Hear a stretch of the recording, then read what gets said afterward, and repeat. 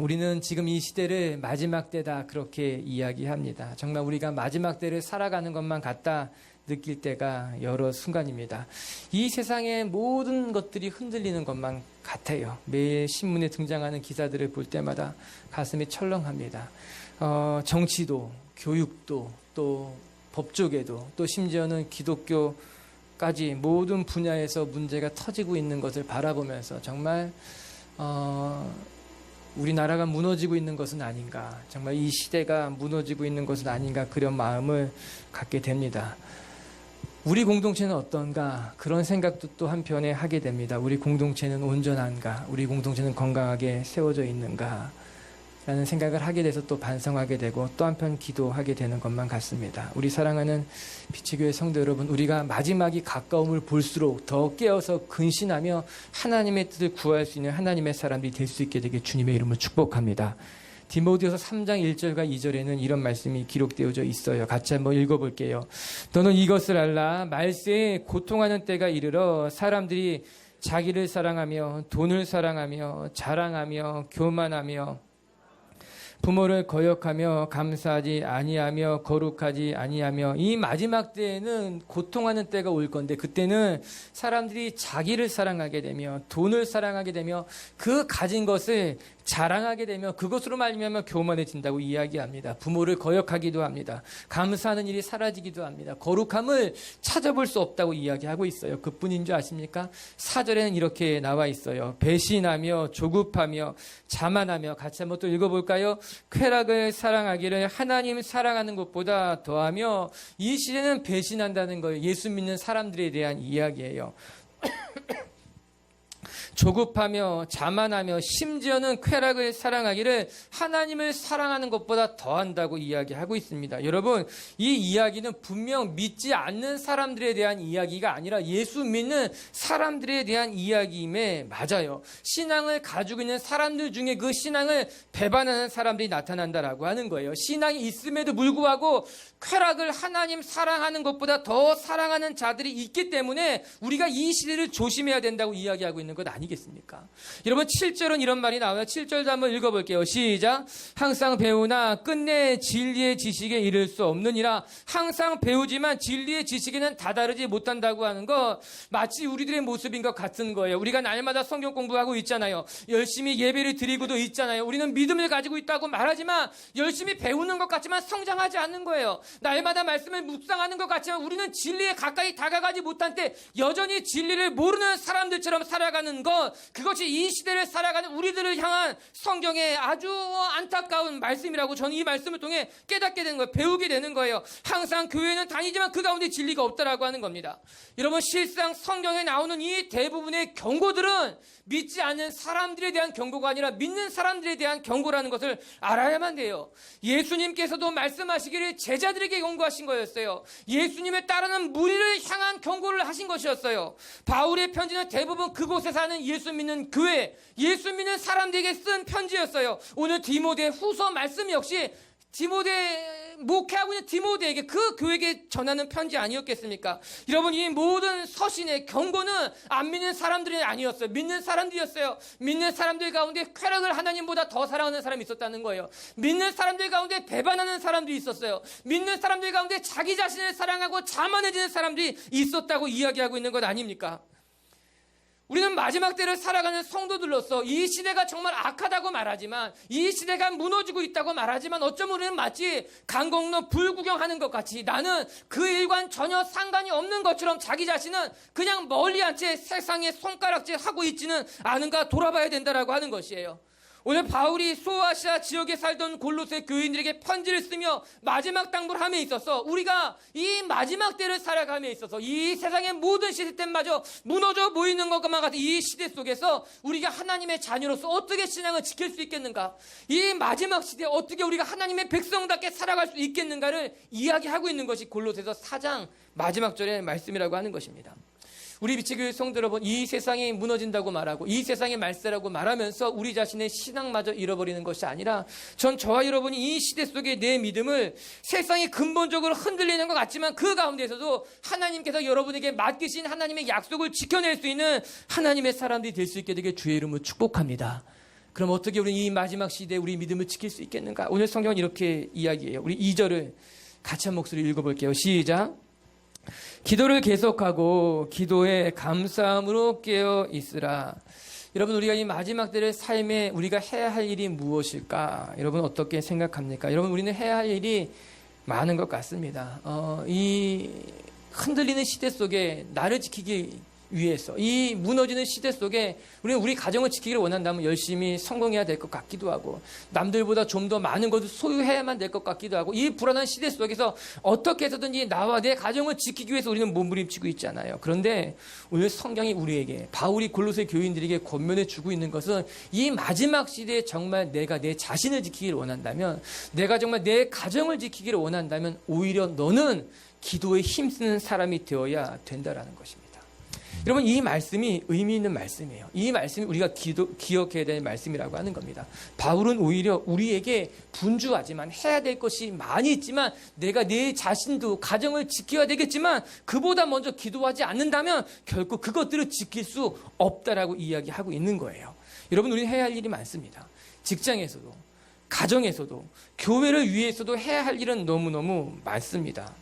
너무 할 일이 많아서 기도할 시간을 좀처럼 내기가 어려우리만큼 우리는 바쁘고 분주한 시대를 살아가고 있다고 해도 과언은 아닐 거예요. 우리 그렇게 바쁜 사람들이에요. 하지만 그렇게 바쁘게 살아가는 사람들에게 바울의 첫 번째 권면은 그래도 기도해야 된다는 것입니다. 이 세상에 할 일이 너무나 많고 당신의 삶이 너무나 바쁠지 모르지만 그래도 내가 기도하지 않고서는 그런 일들을 감당할 수 없다는 거예요. 아니, 우리는 너무나 바쁘기 때문에 기도해야 되는 거예요. 우리는 해야 할 일이 너무나 중요한 일이기 때문에, 내가 꿈꾸는 일이 너무나 나에게, 나의 가정에게 소중한 일이기 때문에, 그렇다면 내가 기도하는 것이 마땅한 일이라고 이야기하고 있어요. 여러분, 기도하지 않으면서 어떻게 그렇게 중요한 일을 할 수 있을 것이라고 생각합니까? 여러분, 기도하지 않으면서 어떻게 여러분 삶의 거룩한 꿈이 이루어질 것이라고 생각합니까?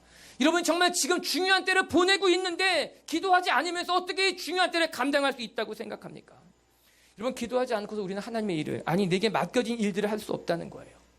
저는 기도란 무엇일까? 저는 기도는요, 건축할 때 설계와 같다, 그렇게 생각하게 됩니다.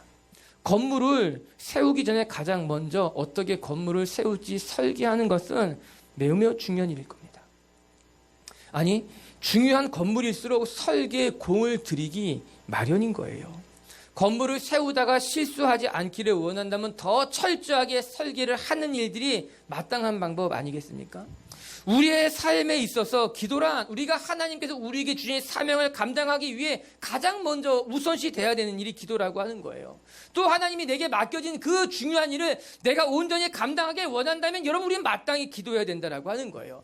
내가 지금 내 삶에 있어, 내 인생에 있어 정말 중요한 때를 지나가고 있다면, 내 삶에 있어 너무나 중요한 일을 결정했다면 우리는 기도하지 않고서는 그 일을 감당할 수 없다라고 하는 것입니다. 그러나 많은 사람들이 오히려 이 기도를 옵션 중 하나로 정도밖에 생각하지 못한다는 것이 안타까운 일인 거예요. 기도할 수도 있고 안 할 수 있다라고 하는 거예요. 기도하면 너무너무 좋겠지만 기도하지 않는다고 해서 그리 문제될 것은 아닐 것 같다고 우리가 어리석하게 느낀다라고 하는 것입니다. 그렇게 살아가는 우리들에게 오늘 바울이 권면하는 것은, 아니다, 내 삶에 있어서 가장 중요한 것은 지금 이때 내가 가장 먼저 해야 될 것은 무엇보다 기도라고 하는 거예요. 기도에 힘쓰지 않고 내 삶에 어떤 일도 이룰 수, 열매 맺을 수 없다고 바울이 알려주고 있다라고 하는 거예요. 기도하는 사람을 통해서 하나님을 행하시는 거예요. 기도하는 사람을 통해서 하나님의 뜻을 이루는 거예요. 기도하는 한 사람이 있었기 때문에 여러분의 가정이 세워지고, 기도하는 한 사람이 있었기 때문에 여러분의 공동체가 세워지고, 기도하는 한 사람이 있었기 때문에 여러분의 일터가 보일받게 되어 있다라고 하는 것입니다. 오늘 바울은 이렇게 말씀하고 있어요. 기도를 계속하십시오. 기도를 멈추지 말라라고 하는 겁니다. 의미 있는 말씀일 것입니다. 여러분, 우리는 기도합니다. 기도하지 않는 사람이 어디 있겠습니까? 그러나 우리는 기도하지만 우리는 기도를 쉽게 멈춘다는 것이 문제예요.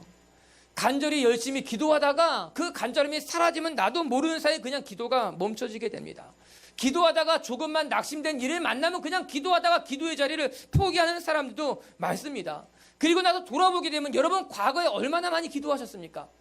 우리는 많이 기도했을 것입니다. 여러 가지로 기도했을 것입니다. 그런데 그 기도 제목들 가운데 지금 기억나는 것은 몇 가지나 됩니까? 많지 않을 거예요. 우리는 10년이라는 시간 동안 많이 기도했어요. 우리는 20년 동안 많이 기도했는데 그 많은 기도 제목들을 우리는 기억하고 있을까? 잘 기억하지 않는다는 거죠. 왜 그럴까? 우리는 기도하면서 많이 잃어버리거든요. 기도하면서 많이 포기하거든요. 기도하면서 많이 멈추거든요. 우리 사랑하는 빛의 교회 성도 여러분, 우리가 기도를 배우기 원한다면 우리는 가장 먼저 지속적으로 기도하는 연습을 해야 될 것입니다. 한 번 기도하고 그만두는 것이 아니라 오늘 말씀처럼 계속 기도하는 사람, 계속 기도하는 연습.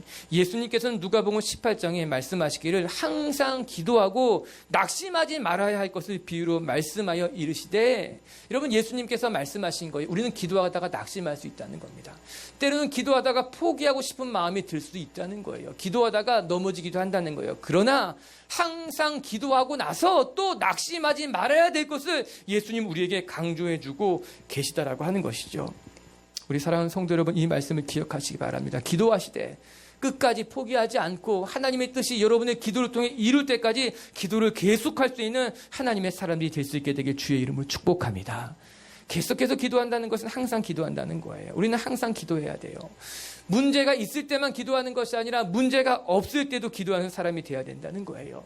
어려운 일을 만나면 기도한 일이 자연스럽게 기도의 자리로 나아가지만 평상시에도 기도의 자리로 나아가는 사람이 되어야만 된다라고 하는 거죠. 목회를 하다 보면요, 어려운 때만 찾아오는 사람들이 있어요. 그 사람이 찾아오는 거 보면 아이고 저 사람이 지금 어려운 일을 뭔가 문제가 있구나 생각되는 사람이 있죠. 여러분, 우리가 그렇게 기도해서는 안 된다라고 하는 것이에요. 내 삶에 문제가 있을 때만 기도하는 건, 내 삶에 어려운 일을 만났을 때만 기도하면 안 된다라고 하는 것입니다. 제가 이렇게 말하고 나면은 그렇지, 나는 늘 문제가 있을 때만 기도하는 거 보면 아예 기도하지 말아야겠다, 이런 말을 하는 사람들도 꼭 그렇게 말하는 사람이 있어요. 마치 편식하는 아이를 바라보면서 엄마가 하는 말이, 야 그렇게 먹을 거면 밥 먹지 마, 이렇게 이야기했을 때 네, 밥 안 먹겠습니다, 이렇게 말하는 그건 어리석은 사람인 거예요. 엄마가 밥 먹지 말라니까 먹지 말아야겠다. 여러분, 그거는 밥을 먹지 말라는 것이 아니라 골고루 먹어야 된다는 것을 이야기한 거죠. 이게 식사의 문제가 아니라 엄마와의 대화의 문제인 것 아니겠습니까? 우리가 어려울 때만 기도하면 안 된다라고 말하면 그런 사람은 어려울 때도 난 기도하지 않겠다 라고 들어버리면 그건 어리석은 사람이라고 하는, 그 말이 하는 것이 아니라 우리가 어려울 때만 기도하는 것이 아니라 내 삶이 평탄할 때도, 내 삶에 아무런 문제가 없을 때도 하나님이 내게 무엇을 위해 기도하라고 하시는지, 지금 이 순간 나는 누구를 위해 기도해야 할지 무릎 꿇으면 날마다 하나님 앞에 나아가는 사람들이 되는 것이 필요하다라고 하는 것입니다. 사랑하는 빛의 교회 성도 여러분, 기도가 여러분 삶의 호흡이 될 수 있게 되기를 바랍니다.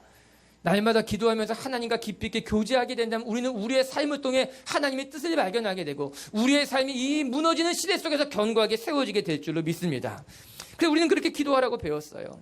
아니 어쩌면 이렇게 날마다 기도하라고 하는 것만 강조했기 때문에 문제가 되는 것은 아닌가? 여러분, 3절의 말씀 우리가 읽어볼 필요가 있어요. 3절의 말씀 한번 같이 읽어볼게요. 시작.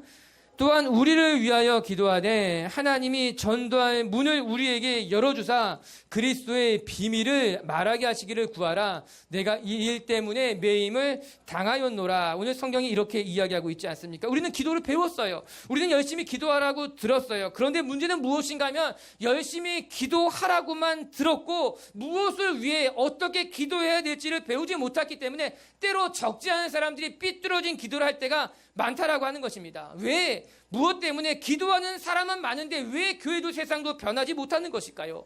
기도하는 곳마다 사람은 많이 넘쳐나는 것만 같은데 왜 여전히 이 세상은 기도하고 난 이후에도 변한 것이 하나도 없이 오히려 더 많은 부작용들이 나타나는 것처럼 보여질까라고 하는 것입니다. 이유는 한 가지인 거예요. 우리는 열심히 기도하지만 무엇을 위해 기도해야 될지 모르기 때문인 거예요. 열심히 기도해야 될 것은 알아서 열심히 기도의 자리에 나갔지만 많은 사람들이 자기 자신만의 이익을 위해서, 많은 사람들이 자기의 욕심을 구했기 때문에, 자기의 가족만을 위해 기도했기 때문에 그 기도가 너무나 좁고 그 기도가 너무나도 이기적이고 그 기도가 너무나도 자기 자신만을 위한 기도였기 때문에 오히려 그 기도를 통해 이 세상이 더 어려워지고 있었다라고 하는 겁니다.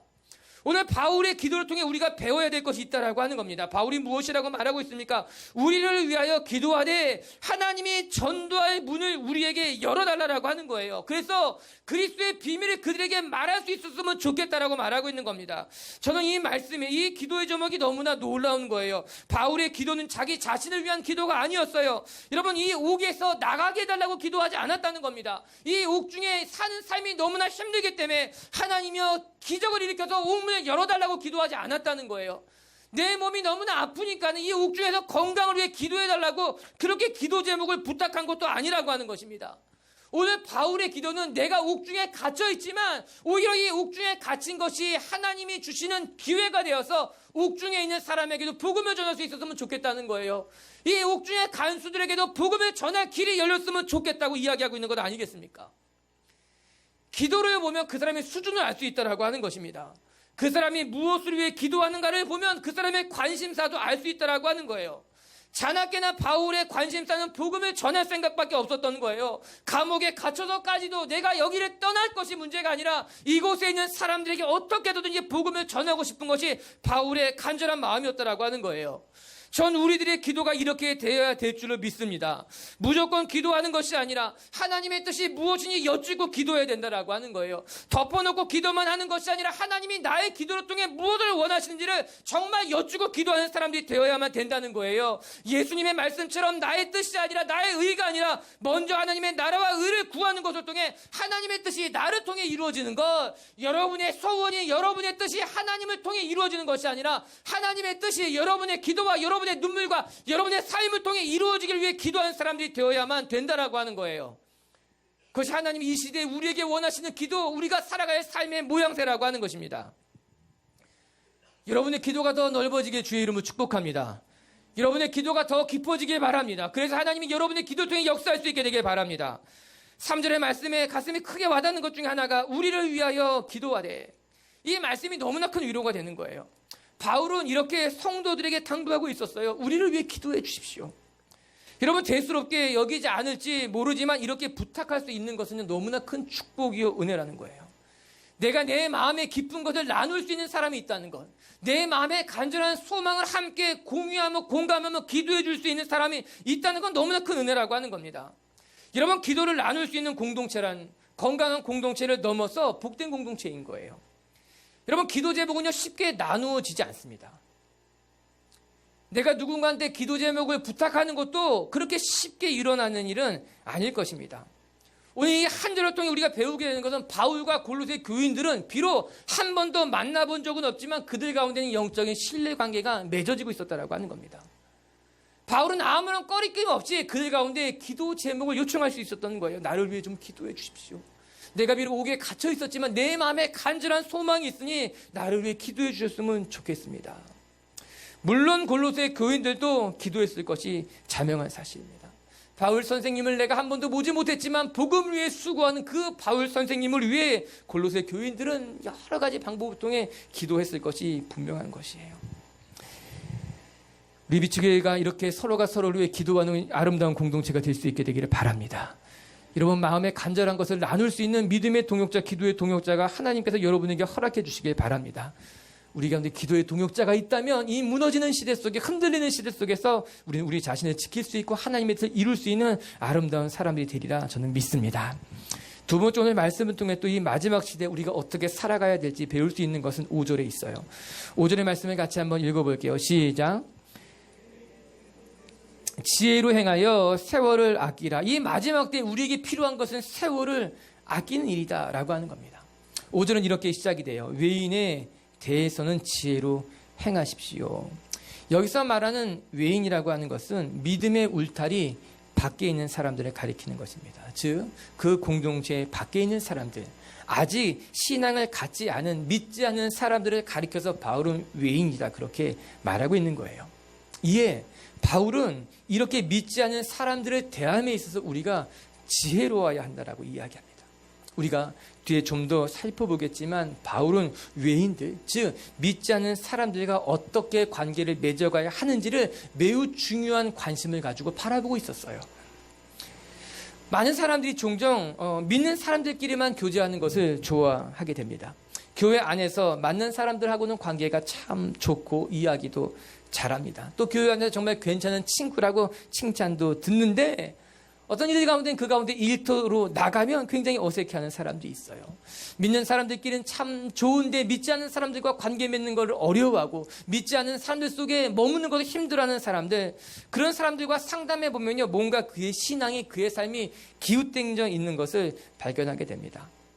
오늘 성경을 들여다보면 바울은 이 문제에 있어서 아주 분명한 의견을 가지고 있는 거예요.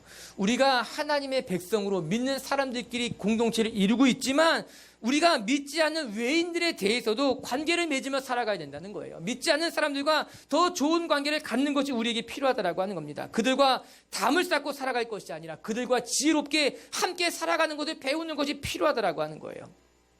아니, 우리는 오히려 믿지 않는 사람들과 어떻게 하면 더 좋은 관계를 맺어야 될지 고민해야 될 겁니다. 제가 오히려 더 믿지 않는 사람들과 좋은 관계를 맺어야 된다라고 이야기하는 이유는 우리가 복음을 전할 사람은, 우리가 관계를 맺음에 있어서 공을 들여야 될 사람은 믿는 사람이 아니라 믿지 않는 사람들이기 때문입니다. 아니, 오히려 많은 예수 믿는 사람들이 믿음의 관계를 맺어감에 있어서 교회 다니는 사람들에게 너무나 많은 공을 드립니다. 믿는 사람들을 사귀는데 너무나 많은 공을 드립니다. 아니요, 그러나 우리가 정말 공을 들여야 될 사람들은 믿지 않는 사람들인 거예요. 왜? 그들에게 복음을 전해야 되기 때문에, 그들에게 하나님의 나라를 보여줘야 되기 때문에, 그들에게 예수 그리스도를 알려줘야 되기 때문에 우리가 관계 맺어야 될 사람들은, 우리가 그 관계를 맺음에 있어서 더 많은 공을 들여야 될 사람들은 외인들이라고 하는 거예요. 믿지 않는 사람들, 그 믿음의 울타리 밖에 있는 사람들을 더 지혜롭게 더 많은 공을 들이며 살아가야 된다고 하는 것입니다. 사실 이 말씀은 오늘 있을 3절과 4절과 이어져서 나오는 말씀이라는 걸 알아야 돼요. 즉 바울이 나를 위해 기도해 주시되 복음의 문이 열려 그들에게 복음을 전할 수 있게 기도해 주십시오라고 이야기하지 않았습니까? 그 맥락 속에서 본다면 바울이 외인들을 지혜롭게 대한다고 하는 것은 그들과 관계 맺기를 원한 이유는 그들에게 복음을 전하기 위해서라고 하는 거예요. 내가 하나님을 알지 못하는 사람들에게 복음을 전하기 위해서 우리는 그들과 관계를 맺고 그들을 지혜롭게 대하며 그들과의 관계에 공을 들여야 된다고 하는 것입니다. 사랑하는 우리 성도 여러분, 우리는 세상을 피해 살아가는 존재들이 아니라 세상의 한 복판에서 그들과 함께 살아가는 사람들이 되어야만 되는 거예요. 우리는 내 가정, 나만 중요한 것이 아니라 내가 속한 직장을 변화시켜야 되는 거예요. 우리가 살고 있는 이 도시를 품고 살아가야 되는 거예요. 우리가 태어난 이 땅에 대한 책임을 갖고 있는 것이 예수 믿는 사람들의 사명이라고 하는 겁니다. 여러분, 빛의 교회가 왜 이 서울 한복판에 세워졌을까 생각해 봤어요? 우리가 서울에 살고 있으니까 서울에 있는 교회를 선택한 것 뿐입니다. 이렇게 말한다면 너무나 안타까운 거예요. 아니에요. 하나님께서 빛의 교회를 서울 한복판에 세운 데는 분명히 그만한 이유가 있을 것이에요. 그 이유를 아는 사람이 있고 모르는 사람이 있을 뿐이에요. 그냥 교회에 나온 사람이 있고 그 교회에서 하나님의 뜻을 발견한 사람이 있다라고 하는 것이죠. 하나님이 도시 가운데 교회를 세우신 것은 이 도시를 품는 것이 우리의 사명 아니겠습니까? 이 도시를 위해 기도하는 것, 이 일터를 위해서 내가 속한 곳을 위해 기도하는 것이 우리의 사명 아닙니까? 전 저와 여러분이 지혜롭게 되기를 바랍니다. 아니, 하나님이 우리 성도들을 지혜롭게 하셔서 아주 창조적인 방법도 허락하셔서 하나님께서 여러분이 있는 곳에 하나님의 뜻을 이룰 수 있게 되길 바랍니다. 우리는 무너져가는 시대 속에 이 도시를 변화시켜야 돼요. 이 사회를 아름답게 만들어가는 교회가 되어야만 된다라고 하는 거예요. 여러분이 있는 일터 속에서 여러분은 문화를 아름답게 갖고만 가요. 여러분이 만나는 모든 예술의 희망을 말할 수 있어야만 되는 거예요. 정치는 더 정직해져야만 되는 거예요. 교육은 더 많은 꿈을 꿀 수 있는 아이들을 만들어야만 한다라고 하는 것입니다. 이것이 우리의 사명인 거예요. 우리가 속한 이 세상을 변화시켜야 돼요. 문화를 아름답게 바꿔가야만 돼요. 예술하는 사람들은 그 예술이 더 희망적인 것이 돼야만 되는 거예요. 정치하는 사람들은 더 바른 많은 사람을 품는 정치가가 돼야 되는 거예요. 여러분이 교육을 하고 있다면 더 많은 아이들이 바른 꿈을 꿀 수 있게 만들어가는 것이 우리들의 사명이고 우리들의 기도 제목이 되어야만 된다는 겁니다. 오늘 5절은 이렇게 말하고 있어요. 세월을 아끼십시오. 세월을 아끼라라고 하는 것은요, 값을 주고 모든 세월을 살아라고 하는 거예요. 영어 성경을 통해 보게 되면은 내게 주어진 모든 기회를 최대한 선용하라고 번역하고 있어요. 앞부분과 연결해서 이해해 본다면 우리는 믿지 않는 사람들을 지혜롭게 대함에 있어서 하나님이 주신 모든 기회를 선용해야 되는 거예요. 믿지 않는 자들에게 복음을 전하기 위해서, 믿지 않는 그들에게 하나님의 나라를 보여주기 위해서 우리는 우리에게 주어진 모든 기회를 선용할 줄 알아야만 된다는 겁니다. 어느 것 하나 무의미하게 보내서는 안 되는 거예요. 하나님이 주신 기회를 잃어버리면 안 된다라고 하는 겁니다. 그리고 나서 돌아보니까는 너무나 많은 기회를 놓쳐버린 거예요. 제 자신을 돌아보니까는 이사했을 때가 믿지 않은 이웃과 좋은 관계를 맺을 수 있는 절호의 찬스였는데, 그 이사한 그날, 그 이사한 그 다음날까지가 그 믿지 않은 우리 옆집 사람과 관계를 맺을 수 있는 좋은 기회였는데, 저는 했어요, 그래도. 근데 아쉬운 거예요, 그래도 뭔가. 여러분 회사에서 이제 갓 들어온 신입 직원이 있다면 정말 낯선 곳에서 낯설어하는 그 사람은 여러분이 그 사람을 품을 수 있고 그 사람을 도울 수 있고 그 사람에게 복음을 전할 수 있는 너무나 좋은 기회임에도 불구하고 놓쳐버릴 때가 많다라고 하는 겁니다.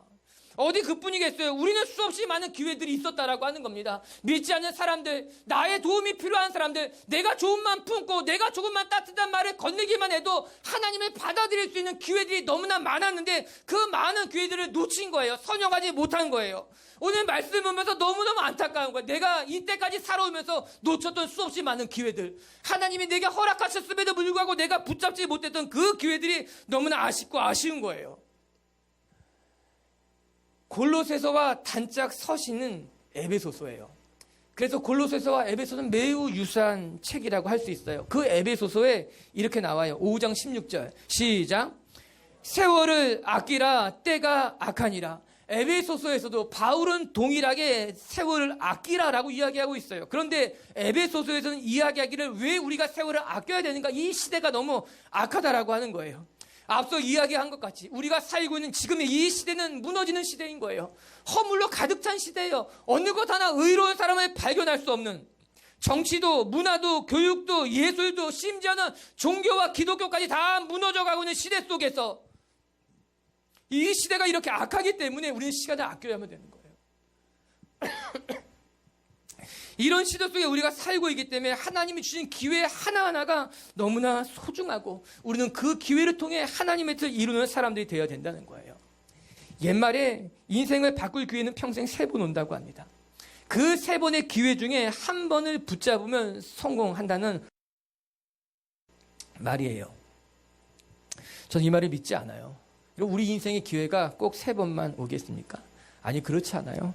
우리 하나님은요, 매 순간 우리에게 기회를 허락하셔요. 어쩌면 지금이, 어쩌면 오늘이 여러분 삶에 있어서 여러분의 삶을 새롭게 바꿀 수 있는 절호의 기회가 될 수 있다는 것을 알아야만 돼요.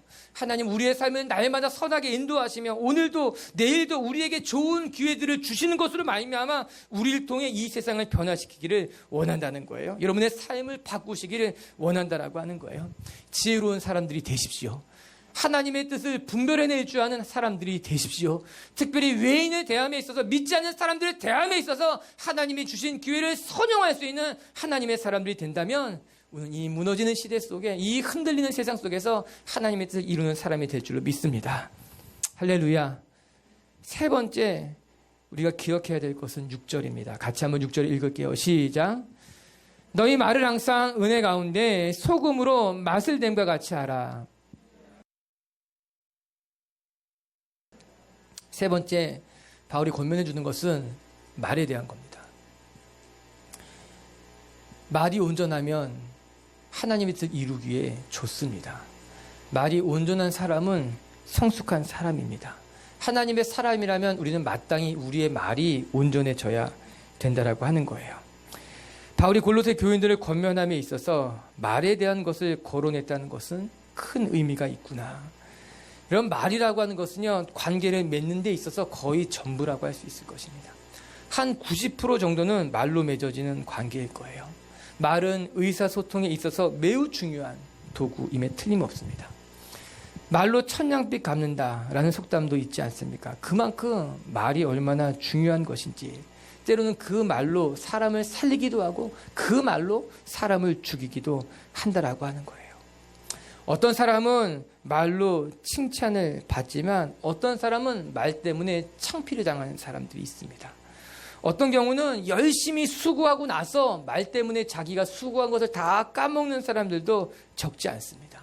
차라리 그냥 아무 말도 하지 않고 열심히 수고만 했으면 다 알아줄 텐데 오히려 그 마지막에 던진 한마디가 그 사람을 다 깎아먹는 경우도 보는 거지요. 그래서 말이라고 하는 것이 중요합니다. 우리가 성숙한 사람이 되기를 원한다면 말을 다스리고 말을 지혜롭게 할 줄 아는 사람들이 되어야만 된다는 겁니다. 말을 하는 사람을 보면요, 어떤 사람은 참 은혜롭게 말하는 사람들이 있습니다. 아니, 애들을 봐도 어떤 애들은 정말 참 예쁘게 말하는 애들이 있습니다. 아이고야 예뻐요. 말하는 거가 너무너무 예쁜 애들이 있어요. 그런데 반면에 어떤 애들은 참 밉게 말하는 애들이 있습니다.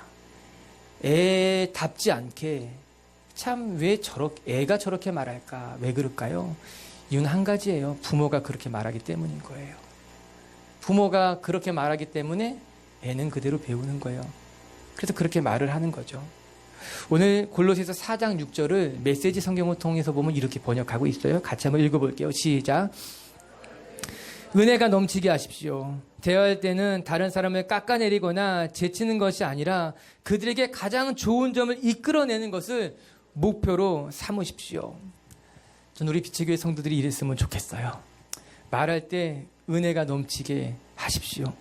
대화할 때 다른 사람들을 깎아내리거나 다른 사람들을 제쳐서 내가 그 사람 위에 올라가려고 하는 것이 아니라 다른 사람들을 격려해주고 다른 사람들을 세워주는 말을 할 수 있는 사람들이 되어야만 된다는 거겠죠.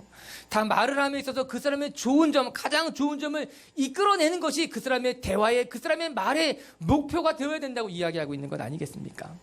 너무너무 멋진 말이죠.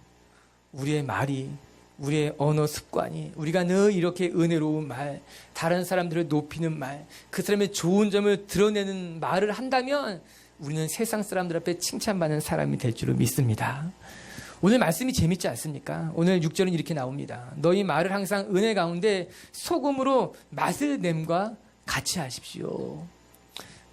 맛있는 말을 하라는 거죠. 소금으로 간을 맞춰서 정말 맛있는 음식을 만드는 것 같이 우리의 말에 소금을 쳐서 아주 맛있는 말을 할 수 있는 사람들이 되어야만 된다는 겁니다. 잠언 25장 11절엔 이런 말씀이 나와요. 한번 같이 읽어볼게요. 경우에 합당한 말은 아로새긴 은장반에 금사관이라. 아로새긴 은장반에 아주 맛있어 보이는 그 금사과 갇힌 것은 경우에 합당한 말이라고 하는 거예요. 이 경우에 합당한 말이 그 소금으로 맛을 낸 말과 이게 똑같은 말 아니겠습니까? 정말 그 사람이 지금 해야 할 말이 무슨 말인지 아는 거예요. 지금 가장 적당하게 말할 줄 아는 사람이 있다라고 하는 거예요. 그런 사람은 은쟁반에 아로새긴 금사화가 같이 너무나 아름다운 사람이다라고 그렇게 잠언 기자가 이야기하고 있는 것이죠.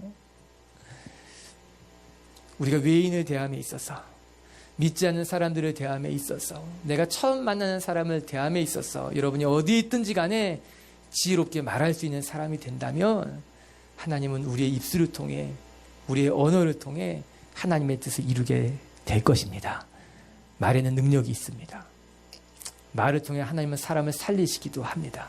말을 통해 하나님은 뜻을 이루시기도 한다라고 하는 거예요. 우리 성도들이 말하는 것까지 성숙한 사람들이 된다면 우리 교회는 성숙한 교회가 될 것이고 여러분의 가정도 일터도 아주 귀하고 아름다운 곳이 될 줄로 저는 믿습니다. 말씀을 마칠게요. 우리는 지금 무너지는 시대 속에서 어떻게 우리 자신을 지키고 어떻게 우리의 가정을 지키고 어떻게 우리 일터를 지킬까 우리 날마다 고민하게 됩니다. 그러나 성경은 우리에게 분명하게 이야기하는 것은 내가 정말 이 무너지는 시대 속에 해야 할 것 많이 있지만 내가 지켜야 될 것, 그것을 위해서 수고해야 될 것이 많이 있지만 첫 번째 가장 중요한 것은 기도하는 것이다. 그렇게 이야기하고 있습니다. 기도를 계속하되 감사함으로 깨어서 기도하십시오. 우리 미치교회 성도 여러분, 중요한 일을 할수록 급하면 급할수록 지금 여러분의 삶에 가장 중요한 때를 보내고 있다면 무엇보다 먼저 기도의 자리에 무릎 꿇을 수 있는 하나님의 사람들이 되기를 바랍니다. 하나님은 기도를 통해 여러분의 삶을 선하게 인도하실 줄로 믿습니다. 그리고 두 번째, 우리는 시대가 악하기 때문에 세월을 아껴야 할 것입니다. 우리는 믿지 않는 사람들과 교제함에 있어서 하나님이 주신 기회를 최대한의 선용하는 사람들이 되어야만 될 것입니다. 하나님은 오늘 우리에게 주신 기회를 잃어버리지 않고 그 기회를 선용하며 아름다운 열매를 맺을 수 있는 그런 한 주간이 되었으면 좋겠습니다. 그리고 세 번째, 저와 여러분이 말에 성숙한 사람들이 되십시다. 경우에 합당한 말은 아로새긴 은쟁반의 금사가 같으니라.